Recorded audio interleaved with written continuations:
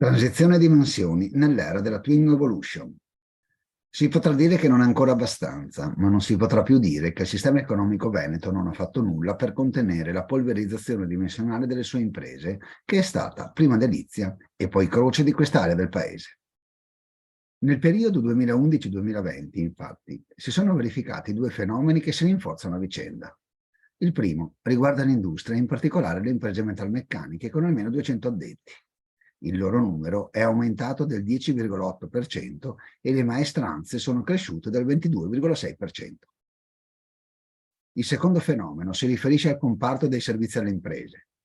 Nella classe dimensionale 10-49 addetti, il numero di realtà è aumentato del 26,9% e gli organici del 26,6%, mentre nella classe 50-199 addetti la crescita è stata rispettivamente pari al 70,5% e al 66,6%. Questi movimenti suggeriscono varie riflessioni. Il decennio considerato, 2011-2020, è stato forgiato dalla trasformazione digitale e, da settembre 2016, dal Piano Nazionale Industria 4.0 di Carlo Calenda, con le sue misure per orientare e sostenere gli investimenti in innovazione. La disponibilità di macchine e impianti più flessibili, la conseguente maggiore facilità di introdurre innovazioni di processo in modo ricorrente ed economico e il fabbisogno di competenze tecniche, manageriali e organizzative per gestire in modo efficiente questi cambiamenti spesso repentini hanno generato una sorta di vantaggio dimensionale comparato.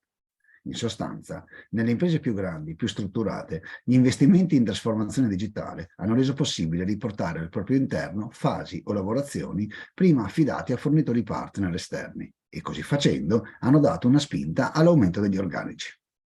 Alla metà del decennio scorso, un altro evento epocale ha inciso in modo irreversibile sulle società e le economie.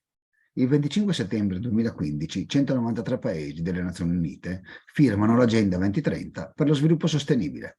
Un'agenda che, con i suoi 17 obiettivi, ridefinisce alfabeto e geografie dei modelli di gestione aziendale. Piaccia o no, anche nel prendere impegni su questo fronte c'è un vantaggio dimensionale comparato, che premia le imprese più grandi, dotate di competenze e strutture organizzative adeguate. Chi ha ridisegnato prodotti, processi e ambienti di lavoro nell'ottica della sostenibilità, molto spesso è anche riuscito ad inserirsi in filiere del valore con più elevati tassi di crescita e maggiori performance. Tutto ciò non porta a dire che la cosiddetta Twin Transition, digitalizzazione e sostenibilità, non sia alla portata di micro e piccole imprese. Vuol solo dire che, almeno fino ad ora, per chi era più grande è stato comparativamente più semplice accedere ai vantaggi di queste transizioni. Le associazioni di categoria dei piccoli lo sanno e ci sono diverse promettenti iniziative per portare ovunque la Twin Transition. Anche le aggregazioni possono dar ragione dell'aumento della numerosità di imprese nel segmento delle più grandi. Un segnale in tal senso arriva dal Performance Company Nord-Est di Adacta Advisory, pubblicato nel novembre 2022, che nel solo triennio 2019-2021 ha mappato 59 casi di aziende con almeno 25 milioni di fatturato che hanno intrapreso percorsi di crescita attraverso acquisizioni o fusioni.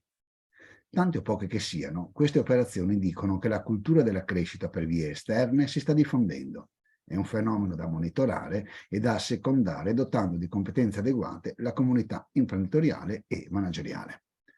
Lo studio citato, in più, segnala che oltre a quello manifatturiero, tra i comparti più vivaci nelle aggregazioni c'è proprio quello dei servizi avanzati alle imprese, in cui nel periodo 2011-2020 è aumentato in modo significativo il numero di medie imprese.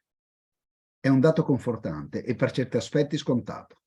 Le transizioni in atto comportano un incremento generalizzato nella domanda di pacchetti di servizi integrati che possono essere erogati al meglio solo da realtà più grandi che al loro interno dispongono di team multispecializzati. Chi ha intrapreso la via della sostenibilità ha bisogno di provider di comunicazione capaci di integrare le skill di comunicazione consolidate con le pratiche di stakeholder engagement e le conoscenze della rendicontazione non finanziaria. A chi ha digitalizzato in modo diffuso i processi, serve un provider di sistemi informativi che fornisca servizi integrati di software, cyber security, disaster recovery e forse anche altro. È come dire che tra manifattura e servizi c'è una twin evolution.